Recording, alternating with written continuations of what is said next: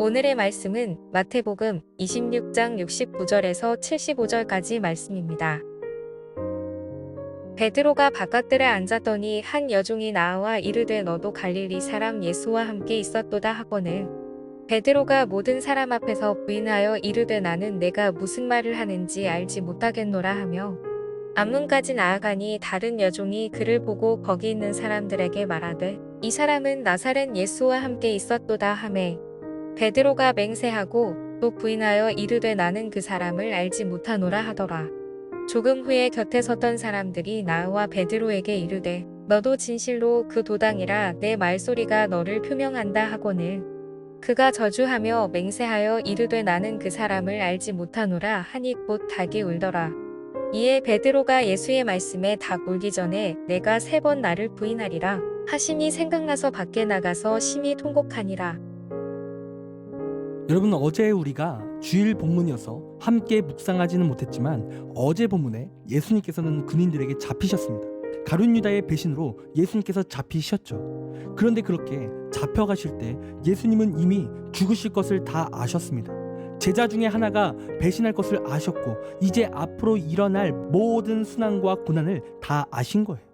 그래서 어제 본문에 예수님께서 어떠한 모습을 보여주셨냐면 예수님이 그렇게 잡혀가시자 수제자인 베드로가 칼을 들고 군인과 맞서는 장면이 나옵니다.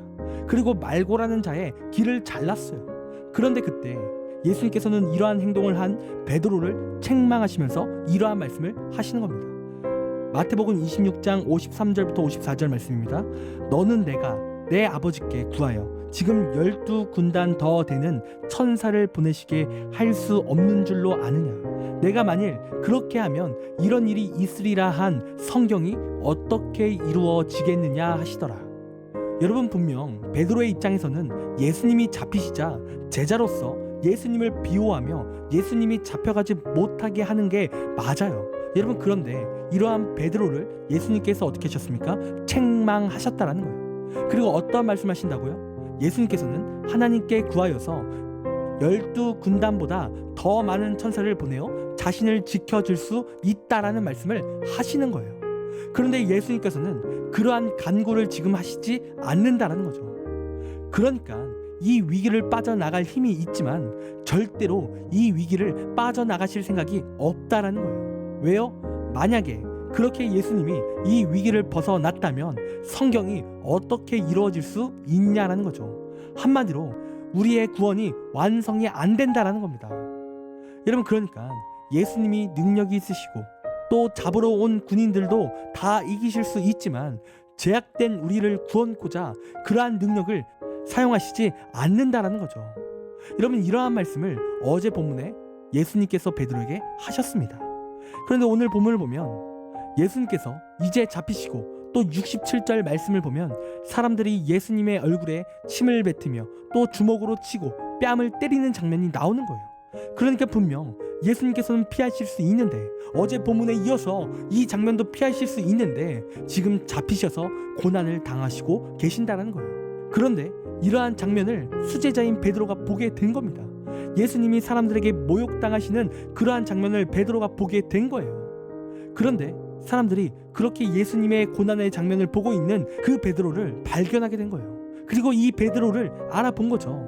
그래서 사람들이 어떠한 말을 하냐면 베드로가 오늘 보면 70절 말씀을 보면 이 베드로가 예수님과 함께 한 자가 아니냐라고 사람들이 그렇게 묻는다라는 거예요. 그런데 이때 베드로가 어떻게 대답을 합니까? 아니라는 거예요. 자신은 예수님과 같이 다닌 적이 없다고 거짓말을 하는 거예요. 여러분, 그러자 또 옆에 있는 사람이 베드로가 예수님의 제자라고 그렇게 사람들에게 말하는 거예요. 그러자 또 베드로가 어떻게 합니까? 이번에는 맹세하며 예수님을 모른다고 그렇게 이야기를 하는 거죠. 여러분, 그리고 또 어떤 사람이 베드로를 예수님이 제자라고 하자 이번에는 베드로가 예수님을 저주하며 예수님을 모른다고 그렇게 이야기하는 거예요. 여러분, 그런데 이렇게 베드로가 3번이나 지금 부인을 했는데요. 이때 베드로는 한 가지 말씀이 떠오르기 시작하는 거예요. 어떤 말씀이 생각납니까? 예수님께서 최후의 만찬 때 베드로가 닭이 울기 전에 3번이나 예수님을 부인한다라고 했던 그 말씀이 생각이 나는 거예요. 그래서 베드로는 오늘 보면 75절에 성 밖으로 나와서 통곡하며 울었다라는 기록이 나오는 겁니다. 여러분, 베드로는 이전에 예수님을 절대로 배신하지 않겠다라고 했습니다. 그리고 절대로 예수님을 부인하지 않기로 결심했던 자예요. 그리고 예수님이 잡히시기 전에 피하실 수 있는 권능이 있지만 그러시지 않는다라는 말씀을 예수님께서 베드로에게 하셨어요. 그런데 베드로가 어떠한 모습을 보여줍니까? 지금 예수님을 배신한 거예요. 예수님을 부인한 거죠. 분명 예수님의 말씀이 있었지만 예수님이 잡히시고 무기력하게 굴욕을 당하시는 모습에 그는 예수님을 배신하게 된 거예요. 여러분, 그러나 우리가 기억해야 되는 것은 무엇이냐면, 앞서 말씀드렸지만 예수님께서 지금 사람들에게 이러한 굴욕을 당하실 때 그분은 절대로 능력이 없으셔서 또 진짜 죄인이셔서 그러한 굴욕을 당하신 게 아니라는 거예요. 여러분, 예수님께서는 우리를 사랑하셔서 그러한 수치와 굴욕을 당하신 겁니다. 그리고 오늘 이러한 배신한 제자들, 특별히 예수님을 모른다고 했던 베드로를 진정으로 용서하시고 또한 구원하시기에 예수님께서는 모든 순환과 수치를 다 받으셨다라는 거죠. 여러분, 예수님은 절대로 능력이 없으신 분이 아니에요. 그분은 권능이 충만하신 살아계신 하나님이십니다. 그분에게는 불가능이란 없으신 거예요. 그러나 우리를 너무나 사랑하셔서 그러한 수치를 다 참으신다라는 거죠. 아무리 수제자가 배신해도 또 그 수제자가 모른다고 부인하여도 그를 위하여 참으시고 수치를 당하신다라는 거죠. 여러분, 우리가 오늘 이 말씀을 통해 깨달을 수 있는 것은 무엇이냐면, 우리도 오늘 이 베드로처럼 예수님을 부인하며 배신하는 삶을 살 수 있다라는 거예요. 여러분, 우리가 베드로처럼 직접적으로 예수님을 부인하는 것이 아닐지라도 우리가 한 주간 살아갈 때 예수님을 믿지 않는 자들과 똑같이 살아간다면 여러분, 그 모습도 마치 예수님을 부인하는 삶일 거예요. 여러분, 우리가 주일에는 은혜를 받아요. 그리고 하나님을 찬양합니다. 그런데 월요일이 돼서 말씀을 기억하지 못하고 세상과 똑같이 악하게 산다면 여러분, 그 모습이 예수님을 배반하는 모습인 거죠. 그리고 우리의 신앙 가운데 예배를 포기할 때도 여러분, 그것 또한 예수님을 배반하는 모습일 수 있는 거예요. 여러분, 맞습니다. 다 이유는 합리적이에요. 시험 기간이고 피곤해서 등등 다양한 이유가 있습니다. 그러나 우리가 그럼에도 불구하고 우리는 예배해야 돼요. 내 예배를 포기하면서까지 다른 것을 선택하는 건 그건 하나님을 배반하는 모습인 거죠.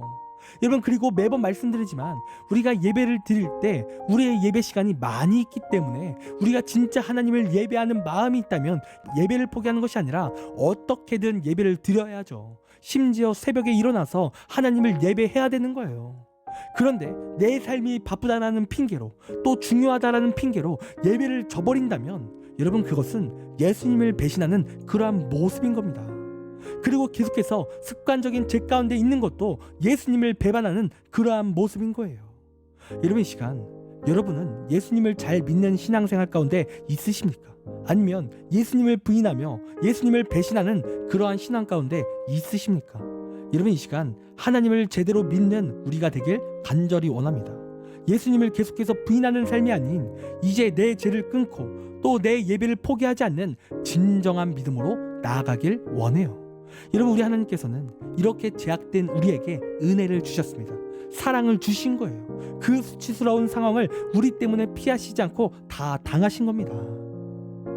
여러분, 사실 오늘 예수님이 당할 그 수치는 사실 내가 당할 수치입니다. 배신하고 완악한 내가 받아야 할 죄인 거예요. 그러나 하나님께서는 우리를 사랑하셨기에 우리 대신 그 수치와 고난을 예수님이 받으신 거죠. 여러분, 그러므로 이 시간 우리가 진정으로 은혜를 받은 자라면 오늘 이 말씀을 기억하길 원합니다.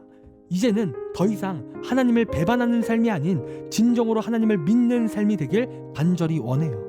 우리가 그렇게 진정으로 믿음으로 나아갈 때 나의 모든 죄가 해결이 되며 하나님의 은혜로 우리가 새로워질 것입니다. 그러니 이 시간 이제는 예수님을 배반하는 삶이 아닌 주님께 온전한 믿음을 드리고 주님을 잘 섬기는 우리의 귀한 신앙이 되길 간절히 원합니다. 적용 질문 드리겠습니다. 나는 예수님을 배신하거나 또는 배반을 해본 적이 있습니까? 두 번째 질문입니다. 오늘 말씀을 통해 기억에 남는 것은 무엇입니까? 또 내 결단은 무엇입니까? 이 시간 댓글을 통해 은혜를 함께 나눠주시길 부탁드리겠습니다. 기도하겠습니다.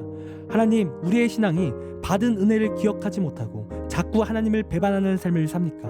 하나님 이 시간 우리를 용서하여 주시옵소서. 내 삶에 예배를 포기했던 죄, 또 반복적인 죄 등등 다양하게 예수님을 배반했던 나의 삶을 용서하여 주시옵소서. 하나님 이 시간 우리에게 은혜 주셔서 그 제약의 유혹에서도 승리할 수 있는 힘을 허락하여 주시옵소서. 내 삶이 언제나 하나님께 영광 돌리는 귀한 삶이 될 수 있도록 인도하여 주옵소서. 감사합니다. 사랑이 많으신 예수님의 이름으로 기도드립니다. 아멘.